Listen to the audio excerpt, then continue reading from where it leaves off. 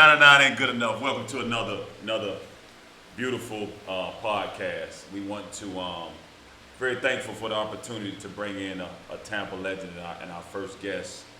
And I'm going to pass the microphone to Mr. Dacqueret Duncan to allow him to give the proper introduction that he deserves. His flowers. He's here. He's very humble. He was a Guy Topher Award winner, which is basically the Heisman for Hillsborough County. Okay.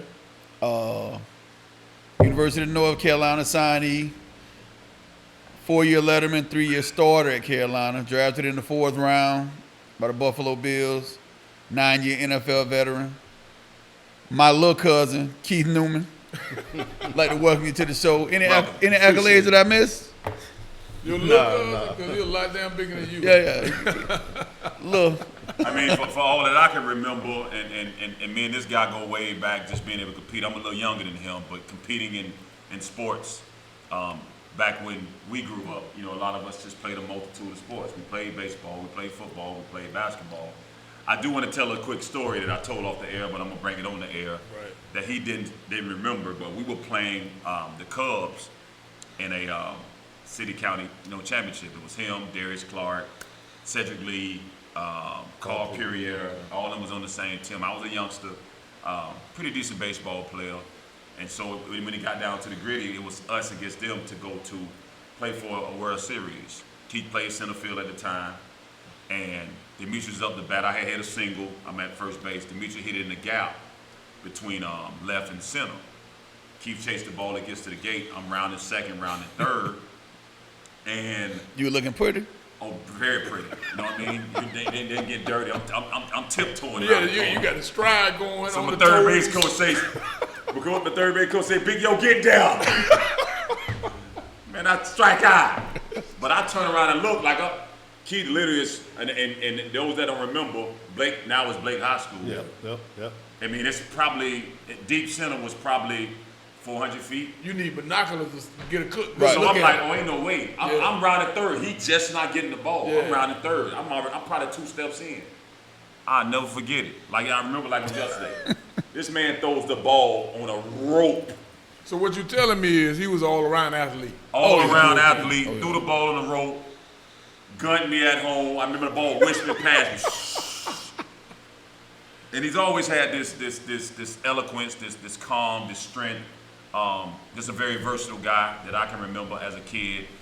Haven't been able to tell him that, but just always had this different level of grown man strength.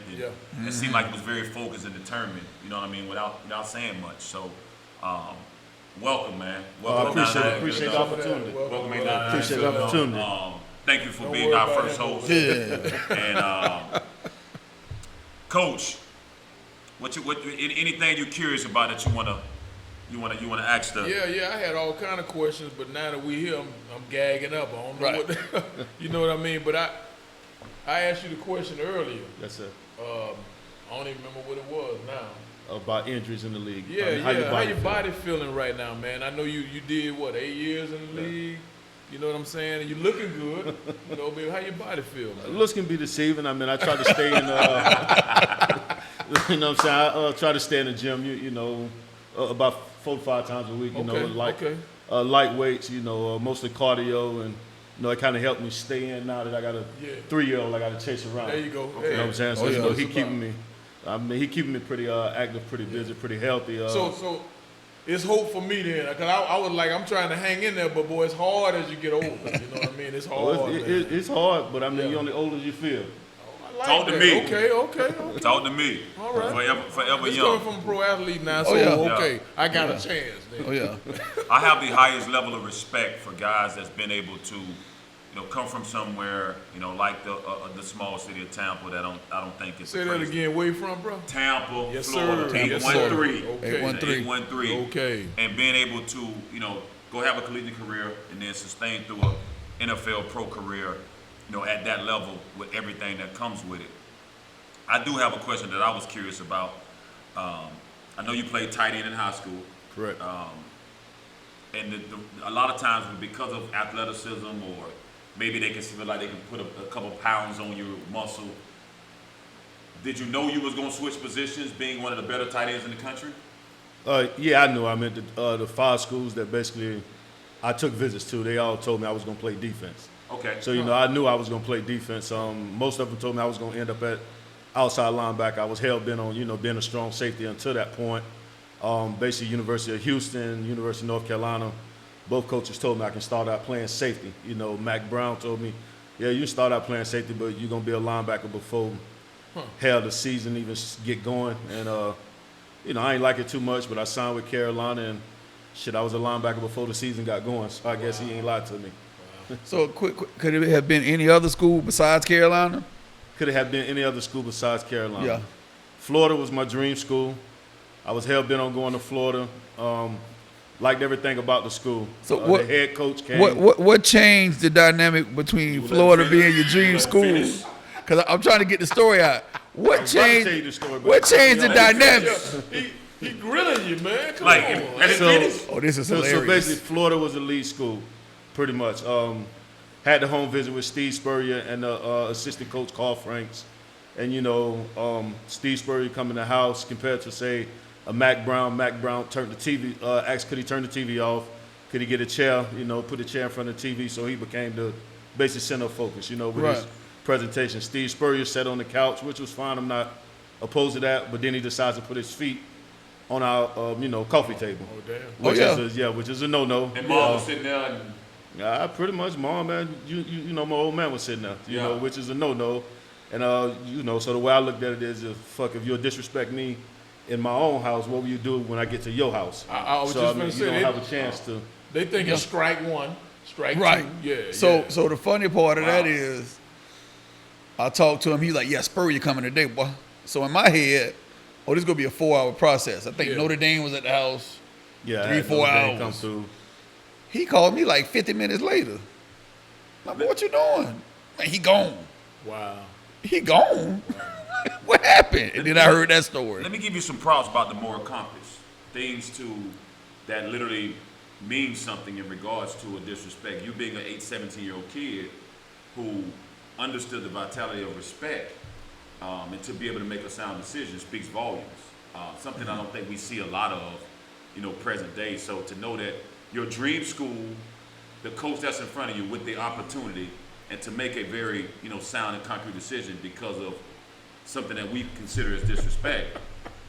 I mean, I got to give you kudos for that, boss. I really do. I would attribute it more to, more to my upbringing, to my having, my mom in the house, and basic strong male figure in the house, getting the right guidance, understanding, you can delay, gratification to make sure that, you accomplish what you want right now.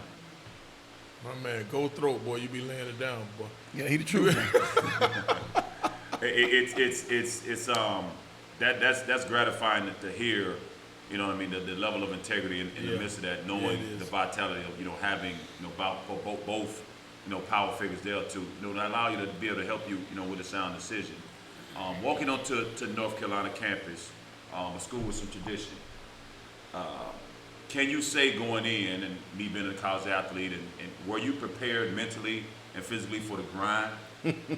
No, I tell people all the time, the biggest jump for me was going from high school to college, not from college to the NFL. Because when you go from high school to college, you used to being the man in high school, and it's cool. And back then they brought freshmen in. I want to say it was 3 days earlier than the upperclassmen. So it's, we go out there, we do our thing, and you think, shit, I'm the man. I'm still gonna be the man. I'm one of the top dogs in the recruiting class. And then hey, 3 days later, here come these upperclassmen, and you telling me you want me to look like that, run like that. Shit, I don't know if this for me. Yeah. Right. So it's just a situation where even though you're close in age, me being an 18-year-old freshman, somebody maybe being a 21-year-old senior, you close in age with just like the mental development, emotional development, physical development at that point of guys who've been up under, the leadership of a Jeff Madden, one of the best strength coaches in the nation, Mac Brown, obviously one of the great Hall of Fame college football coach. It's just, it's tough. I don't think many high school kids are ready for that transition. I think it's the reason why a lot of kids now, when they get to college or get to school, they're ready to come back home because they are not ready to humble themselves. They're not ready, you know, to accept that, hey, I got to climb this totem pole again. And so when you can't humble yourself, work your ass off and be ready, you know, to earn everything you get, then you want to leave and hope the grass is greener somewhere else. But the grass will be green if you take care of yourself at your own house. Yeah, you know, you talk about that, man, and I always ask myself, I say, how come the NFL, NBA, NHL, and why they don't show what it took to get to that point? You know what I'm saying? A lot of them think, oh, he's just more talented than everybody else. Why they don't show the work ethic? Why they don't show the grind? Why they don't show you have thoughts of, goddamn, can I make it? What's the deal? You know what I'm saying? Why they don't show that part? And I think they need to show more of that. I think they need to show more of that, but it's just kind of hard to, I'm going to say, follow, unless you just took and say follow a particular guy, like a LeBron James, where we know he's going to be a superstar. Or you take like a Trevor Lawrence right now in NFL, where they've been saying he was going to be a, you know, superstar since he was in high school. But I can name, you know, a guy like, I wouldn't even say I was one of the most talented guys. I was one of the most talented guys, but I've played with guys, you know, Demetrius Gilbert, as you know, Mario's talking about, he was a talented guy, super talented, you know. Now, for whatever reason, you know, things didn't work out for him, but he had just as much talent as, say, anybody out there. You know, hell, I wasn't even probably the most talented. I probably was the best football player on my team. Yes. When I was a senior in high school, but I wasn't the most talented guy. That would have been a Riche Caldwell. Yeah. So you know, it's just kind of hard to, I guess, follow guys, and you know, it is. For them to be able to show one kid's path. Yeah. But I just look at it, and what a lot of people don't understand about athletes, or maybe especially a pro football players, those guys are a hell of a lot smarter than what you think, because you have to process a lot of information in a little bit of time. You know, maybe. If it's a 40-second play clock, I got to know, you know, what personnel is in the huddle, what hash the ball is on, what yard line is on. With this personnel in this area of the field, they could run X, Y, Z, down the distance. So it's a lot of information you process in a little bit of time.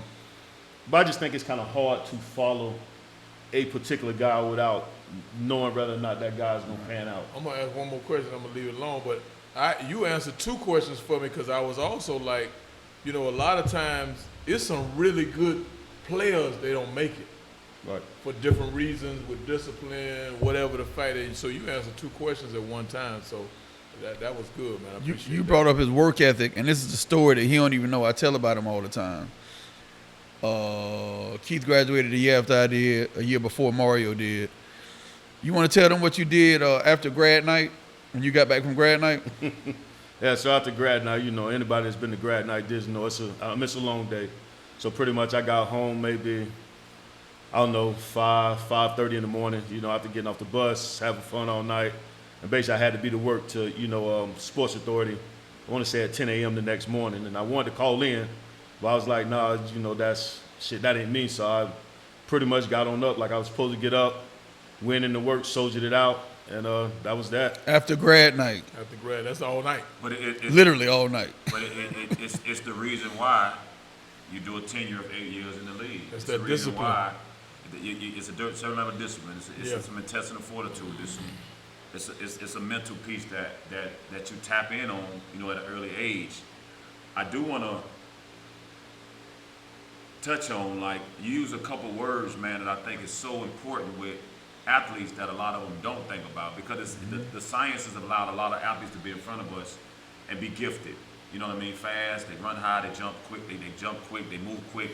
You know, quite a few different things. But you use a certain amount of, use emotional, you know what I mean, support. Use different things that are extremely prevalent that I know in sports that allows you to be able to make it and sustain it. You know what I mean? So when you hear that, you know, it's gratifying for me to be able to hear, to know that, you know, here there's somebody that's played, you know, this time in the league and now watching the game. So I do want to transition and say, when you watch the game today and when you see, and you have some coaching experience as well, right? Correct. What's the first thing come to mind when you look at, you know, today's athlete from a mental standpoint? From a mental standpoint, I think that's what separates a lot of them nowadays, is the mental. You know, the guys that mentally prepared, you can take a Ray Lewis, who is a talented guy, but he had this deal when he was at the Baltimore Ravens where I want to say it was either Tuesday or Wednesday night where he hosted the defense at his house, and everybody watched film together. And you had to be a part of that where we're watching film and you can't just come sit in here and BS your way through. You got to come in here and you got to be a part of it so I know that you watch film. And we're talking about, one of the greatest linebackers of all time who physically had all the tools, but he was making sure that the teammates around him was as mentally prepared as he was, if not more mentally prepared. Right. So, you can, the game of football, any game you play, you can be one of the best athletes out there. But if you're just the best athlete and you don't quite understand the game or how to take your athletic ability to the next level, and I know what's going to happen before it happens, even though you may be faster than me or stronger than me, because I know what's about to happen, I can move quicker than you, Right. And get from point A to B faster than you. So, you may have more physical skills, but if my mental skills and physical skills are much better than your physical skills, I'm going to win out every day of the week. Yeah. Yeah. Is it something that you would do different in regards to your preparation, physically, mentally, in regards to how you approach the game? Differently, the only thing I probably could say is, not really. I think I got a lot of stuff out of it. It's some things you may say, man, I could have maybe ate a little better here. Maybe like with me, my biggest thing was a lot of the new stuff as the technology was like the cold tub and the massage and just. I didn't probably start that till my 5th year in the league. He preaching, y'all. I didn't start it till my 5th year in the league, and my mindset always was, man, the guys like Deacon Jones and the old school guys. Yeah, the old school guys, the steel curtain, right. The purple people. Man, they ain't have all this stuff here, and they played, 10 years, 15 years, 16 years. So why do we need all of this to play that long or take care of your body? So I would say if it's one thing I would probably do better, maybe, get a little bit more serious about taking care of the body before I did, but I just think that's part of living and learning. And I asked that question because I didn't know I would get that exact answer from you, but that's what I was looking for. And I think being in the business of understanding the science behind it, understanding the recovery, understanding those OG guys, they cross train. You played every sport as a youth, right? Right, football, basketball, baseball. The major three. So that's part of lack of injuries. That's part of certain. Now you got guys so specialized to where now the recovery becomes a thing. Well, Kobe Bryant played 20 years. Guys play 15, then they're playing 20 now. You know what I mean? 22. that's Vince Carter played 22. It's a reason. You know what I'm saying? It's a reason because of the ice baths, the cryotherapy, the eating right, the reducing the inflammation in the body. All these different things to do because now you're talking about a very smart guy who literally now has said, and I love that he said guys are smarter than you actually know. And people don't understand. Critically thinking and conflict resolution is totally different than X and O's on a football field or a basketball court or a hockey game. Or it's a basketball IQ or a football IQ for a reason. So to know that you have to know where everybody's at and you play in the linebacker position, I mean, that's a beautiful thing. You know what? He said something that, man, I used to always think to myself, you had a stereotype of the dumb athlete, right? That's a complete stereotype. It's no way you can be dumb and have all that information in your head, execute it, you know what I'm saying? And then you had to prepare yourself for it, so you can't be. You know what I mean? But that's a myth that's out there. And we're going to get into some myths a huge sports down myth. the line. But that's a myth. But it's because of things that we consider smart. Yes. Remember, if we specialize in anything, and I'm not knocking anybody whether it's dumb or smart because I don't use the word personally. Right. But if you take a brain surgeon, if you take somebody for 9 years and become a brain surgeon, you became specialized for that amount of time. Right. Yeah. Well, guess what? People put that in the box of being smart. Yeah. Well, I'm sorry. If you can literally bounce back, know every single thing, and I believe, and overthinking kills happiness in so many aspects of life. Yeah. When you take this, let's say you're a point guard on a basketball court, right? You're a coach. You know everything that's going on. Yes, You're a sir. linebacker. Yes, sir. You play the position. You know everything He that's said going on. the D, right? What? Yeah. So in the midst of that, you got so many moving pieces in your mind in 40 seconds. Yeah. Just that fast, boom. 40 seconds. How many times in life did you even got to practice that? That level of thinking. Yeah. I'm going to tell you another thing about Keith. His rookie year, probably the first couple of weeks, he like, we got practice. We got practice. Probably about 6 weeks in, he like, I got to go to work. which I thought was funny. Yeah. So God bless the dead. When Riche got to the league, I said, yeah, Keith, I just talked to Shay. He like, yo, what he talking about? I was like, yeah, he said he got to go to practice. He said, give him about a month. He'll be calling it work.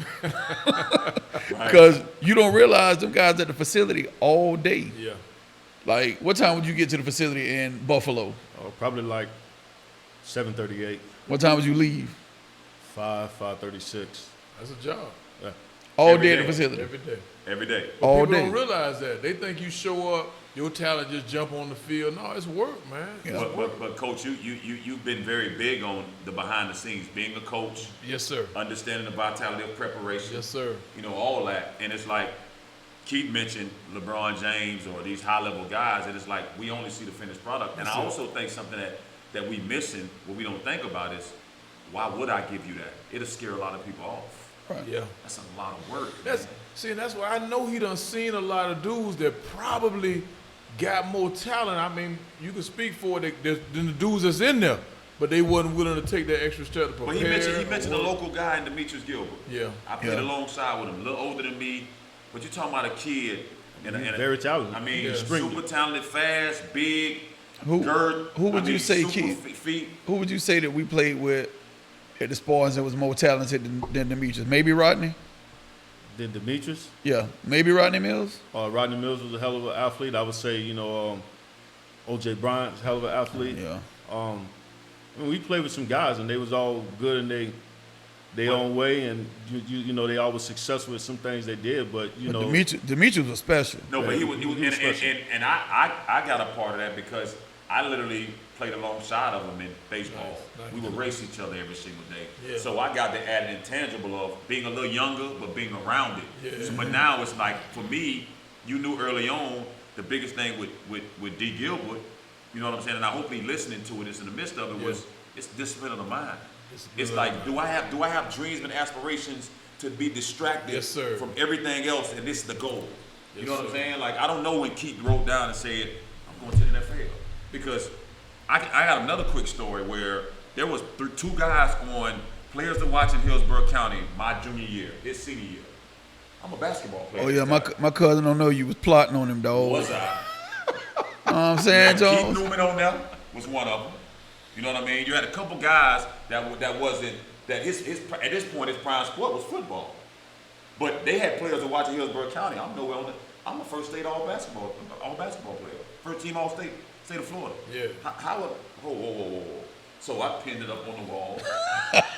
and in the projects was brick just like this. You know what I mean? I got Plotting on my cousin, dog. and I had a kill list. And Keith was on there. Like, when we played Jefferson, I gotta have him. Yeah. But it wasn't on him. It was what the writers thought in the midst of it. He was an athlete. He produced better than I did. I know that now as a 42-year-old man. Right. But back then, I'm like, I'm in my feelings. Yeah. I got an ego. Yeah. You know what I'm saying? Oh no. Cause you ain't even know that, did you? You got you up on the wall. This my another question, Keith. When did you know? Damn, I might can do this right here and make a living. I'ma tell you when I knew. We ain't asked you. No, you gotta hear this. So Keith played Can't you answer Banner. the question? No. Cause he don't even know this. This is how we was feeling about him at the time. That loaded team I keep telling you about. Yeah. In '88 when we was loaded and we beat the Broncos 2 out of 3. You Keith, talking about Bradenton? yeah. Okay. Keith was supposed to be on Pee Wee. He had a hell of a summer. When I say about a hell of a summer, them grocery. Eating them groceries. Yeah. Keith show up the first day of He practice. good. They tell him, now you got to go over there with the JV. He 11. JV 12 and 13. Uh-oh. Keith was a starting linebacker on that team. So you did have some linebacker experience early on. At That's 11. something, I mean, well, yeah, I had some defense experience, not a Okay. whole bunch of linebacker experience. I mean, hell, in high school I played tight end and defense end, my sophomore year. Then my junior year, they moved me from tight end to wide receiver. And I played wide receiver and defense end. Then my senior year, I played wide receiver and safety. Okay. So I didn't actually become specialized in the linebacker until, hell, I actually got to Carolina. Without even, I mean, obviously playing against you as a youth in our childhood and knowing you for an extended period of time through sports, to play a multitude of positions acknowledges to me that you're a very smart human being. No question. And No question. shoot, the note of the variations of position that you played, man, speaks volumes. Now, I'm going to ask again because I'm the old dude here. They done ran the old dude over and just took him, threw him on the side. That's how bad, OG. Bruh, when you knew, you know what, I can make a living with this, man? When I knew I could make a living, probably not till, I would say maybe my freshman, sophomore year in college where I started seriously to think, okay, this is probably something I can do. Okay. Okay. Was that the goal? I mean, it was always a dream. I don't necessarily know if it was, a goal. It was a dream. Okay. Like, I mean, if you play sports and you don't dream of playing at the highest level, then I would ask you why you playing sports. Okay. Okay, that's just me. If you play baseball and you don't have a dream to play in the NBA, I mean, Major League Baseball, MLB, why are you playing this game? Now some people play it just for something to do. Some people play it because they're trying to get out their situations. Some people play it because, hell, if I can get a scholarship, it's, at least, if I get a scholarship, I go to college, I graduate, well, hell, then at least I leave, debt-free, so every dollar I start making goes in my pocket. I ain't got to pay, Sally Mae or all these other college Fannie loans. Mac. So, yeah. So I mean, for me, I would say, $100 a month. So for 2% interest. Right. Not until my, late in my freshman year, sophomore. Right. I got you. Okay. All right. So we want to talk about some of these Jefferson teams you played on. Which year of your 3 years of high school, because you played at Pierce, right? Yeah. Yeah. Which year of your being at Jefferson, what did you think y'all had, like, which team was the best? Your sophomore year, junior, or your senior year when Rook was there? Which team I thought was the best? Yeah, out of all 3 If we years. talking about the best team overall, I think my junior year, we was probably pretty good. I think that was the best team. And y'all had how many D1s on that team? They end up signing D1? Yeah. We knew it was a couple guys that should have went D1. Right. But we talk about So Florida, North Carolina. you'll take your junior year Yes.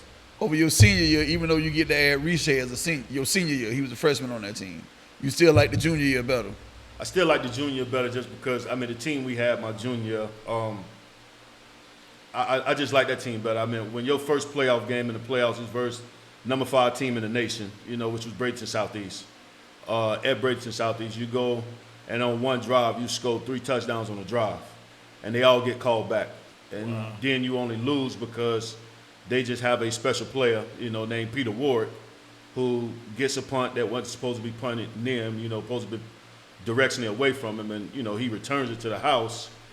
I still like that team my junior year. Is that when Rodney dropped the fake punt? Yeah, that was your junior year. Our senior year when Rodney dropped the fake punt at Southeast. I thought it was. South. No, I don't think we faked no punt at Southeast. Yeah, them teams were loaded, and I think our defense was better my junior year, yeah, than my senior. Just overall, when you talk about Rodney Mills, Vontae Thompson, guys like that. I mean, we had some. Chuck Moss played in the defensive Moss, backfield. And then all the guys that was linebackers, they was linebackers my junior year as well as my senior year. So you start talking about those guys. I mean, we had a pretty loaded team my junior year. Keith, when did you start playing baseball? I started playing T-ball about when I was 5 or 6. And you were a pretty good baseball player. Is there any reason, what made you think, okay, I'm going to transition to football? And I know what happened for me as a basketball player, because I played baseball ever since I was.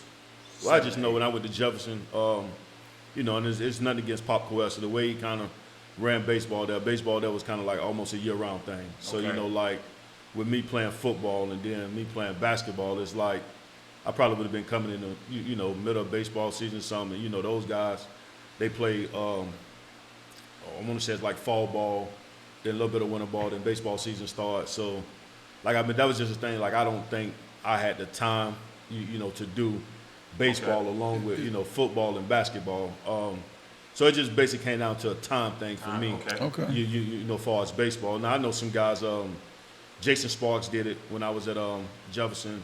I know Riche Caldwell did it, but neither one of those 2 guys played basketball either. Right. So, I basically went from, football field to basketball court, and a lot of times, hell, they already played 2 or 3 games basketball by the time I got there, if not more. So, I mean, it was just more of a time commitment thing for me. I mean, if it was one thing I you know, would try to do differently. If I could, I probably would have, you know, tried to play baseball. Okay. You know, it's interesting, man, to hear. A lot of people think they don't understand. There wasn't no specialization really back in the day. These dudes played everything, and they were good at what they did.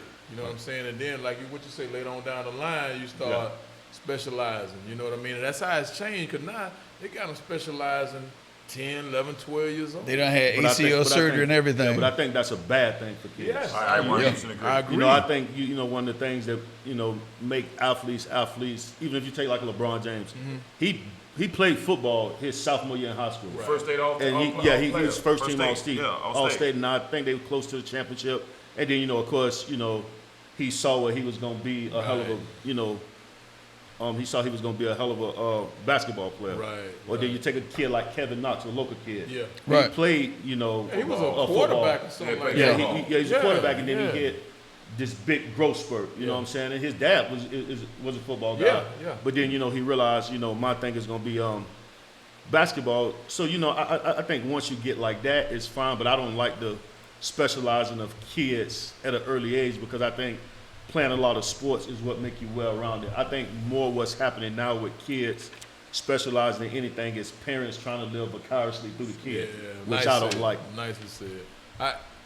I believe the same thing. We probably gonna talk about that down the line, but to hear you say that, being a pro athlete and talking about where you came from and how you developed and built, that's big, man. That's big to hear that. What about some of them old sparring stories? I know you got a couple. I've been to Coaches on the field smoking squares. I mean, you know, at the spars, you know, you play for some guys, and you know, at the time, you know, you think, man, these guys, man, they rough. You know, like a Coach Mayo, man, he rough, man. We doing, you know, 6-inch leg raises just because line ain't straight. Or this not right, you know. Coach Jones, Greg, literally, because the line ain't straight. Yeah, you know, Coach Greg gonna ban them. You know what I'm saying? But then when you look back on it, yeah, they was hard on us, but now, of course, they knew what awaited us in the world that we had no idea that was coming. So, you know, I would say growing up at the Boys and Girls Club, playing for the Spars, you know, that shaped it shaped a lot. Absolutely. That's right here, Tampa, 813. Yeah, it's definitely a level of preparation that we didn't even know we was, you know, going to be a part of. So to have, you know, somebody that's going to be very stringent, you know, very tough on us, prepared us for a lot of the dynamics that you go into. You go and play into a traditional school at North Carolina, you get into a transition.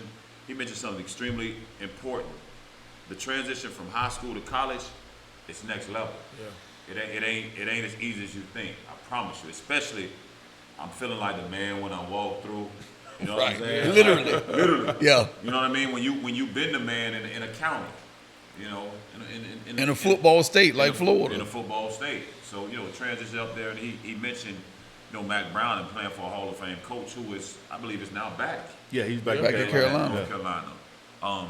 Doing a great job. Oh, yeah. So, building that thing. Yeah. And then and a lot of times, I don't know if, you know, Keith thinks about this now, but just the number of coaches that you've been able to play for, you know what I mean, and learn what you needed to be able to learn, and what did you learn from those guys? Well, I would say, as far as coaches, I tell anybody, as far as coaches, especially in football, I've been fortunate to play for, you know, some great guys. I just started with the strength coach we had at University of North Carolina, Jeff Madden, probably one of the top strength coaches in the nation. His staff was awesome. I have a close relationship with Coach Madden, and then Kenneth Shepard. You know, he was the guy that kind of really got on my head, you know, and made me realize that, you know, I could actually make money, Right. you know, playing football.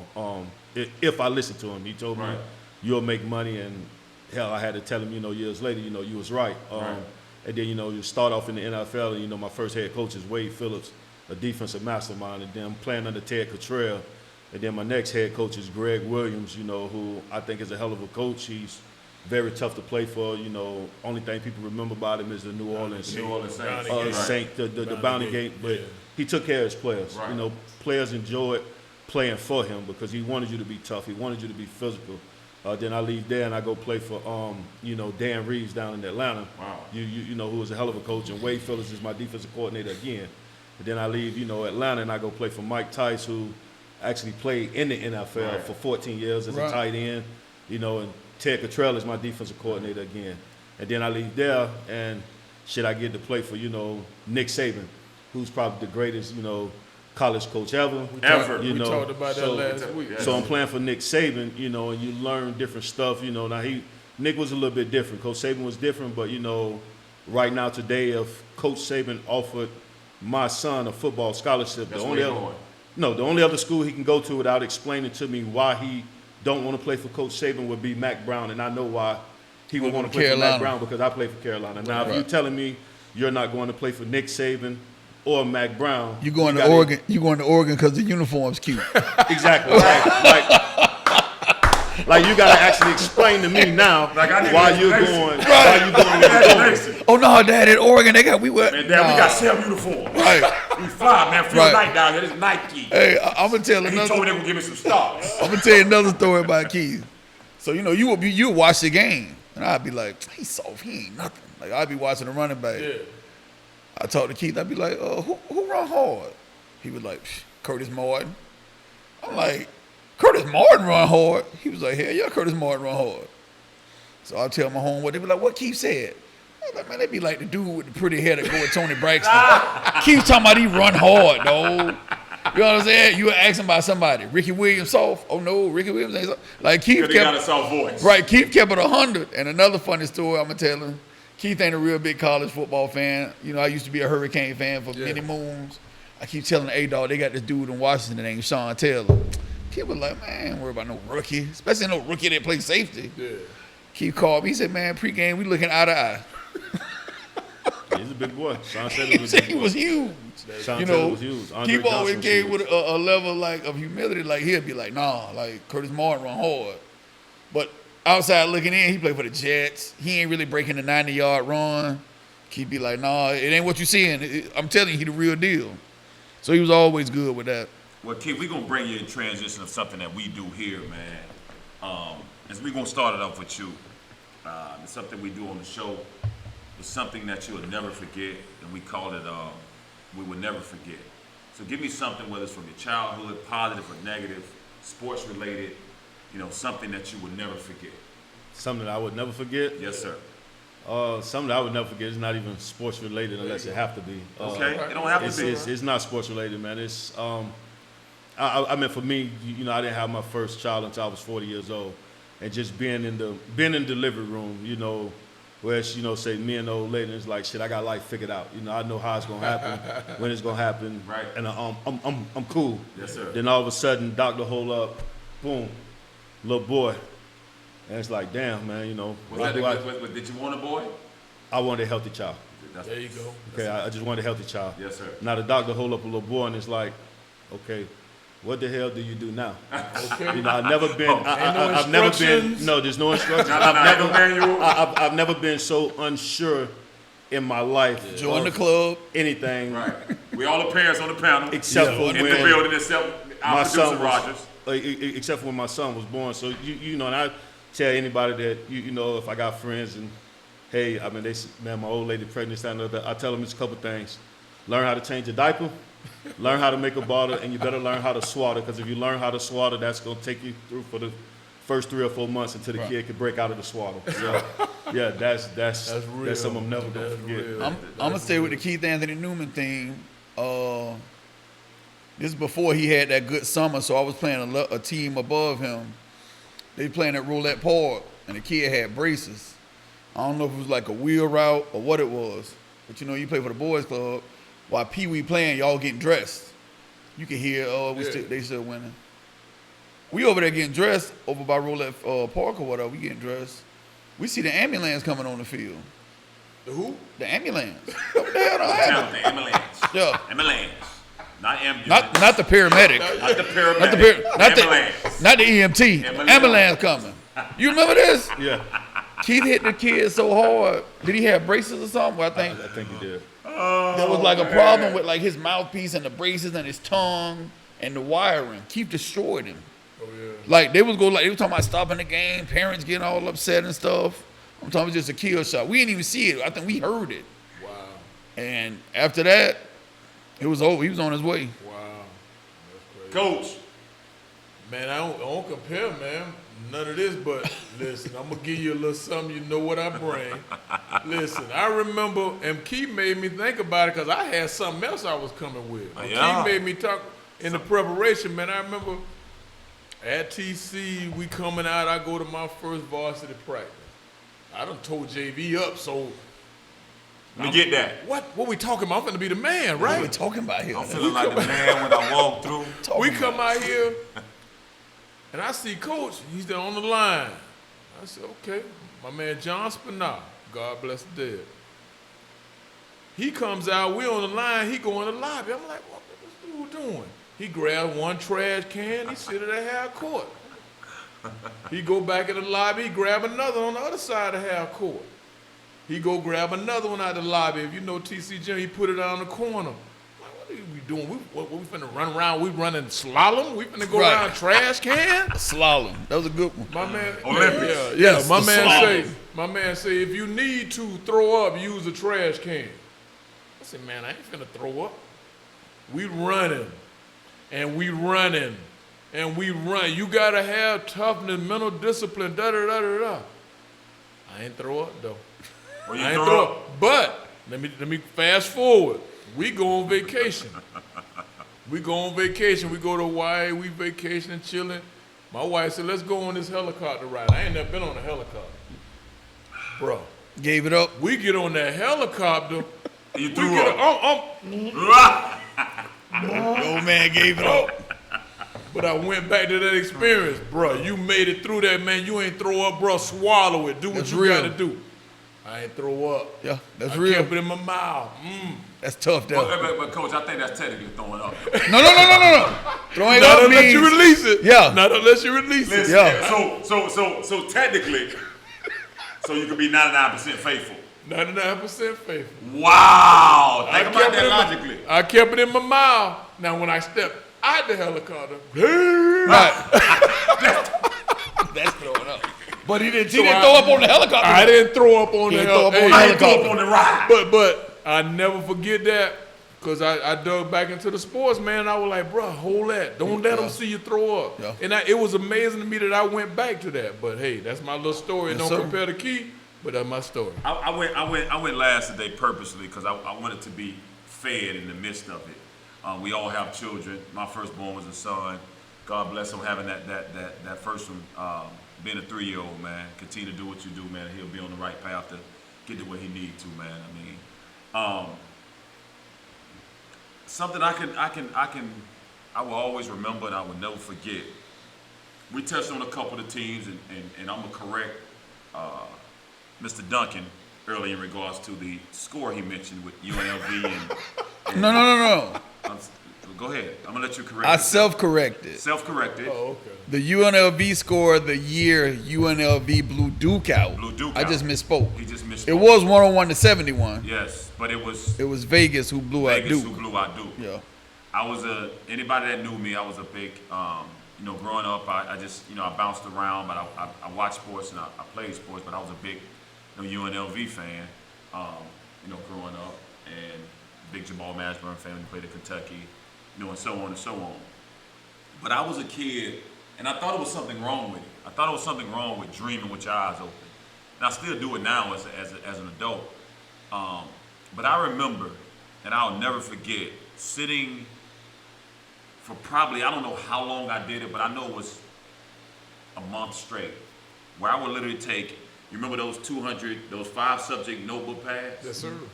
That had dividers in it? Not the Trapper Keeper. The Trapper Keeper, but it wasn't Look the Trapper at Keeper, it. it was the Yeah, divider, I it was see you, the Trapper Keeper. spiral notebook, the spiral notebook. Yeah, the 5 subject one. I know what Five you're talking Five about. subjects. spiral notebook. And because I knew the vitality of your signature, I never forget seeing like Michael Jordan's signature on the ball and Larry John's signature on the ball and different Bro, things. you was practicing your signature. I still have it, Coach. Nice. I was practicing my signature Nice. because I'm like, I'm gonna make it. Somebody will be paying me for this. Let me see. And I did it hundreds of thousands of Nice. times. That's That's tough. dreaming, Like boy. practicing my signature. Boy, that's working on that dream, boy. Like literally, and I remember just doing it over and over, and my cousins would be like, "Man, what you doing, man? Like, what you doing?" I'm like, "You better leave me alone." Just and I had a relax. bad attitude at the time. Just relax. chill out. Yeah. I didn't have, we mentioned the word earlier. I didn't have much coof. I was just ready to fight. Yeah. So let me do my thing. Leave me alone. Let me have this intimate moment. But I'll never forget just practicing my signature over and over and over again. I want to just add something.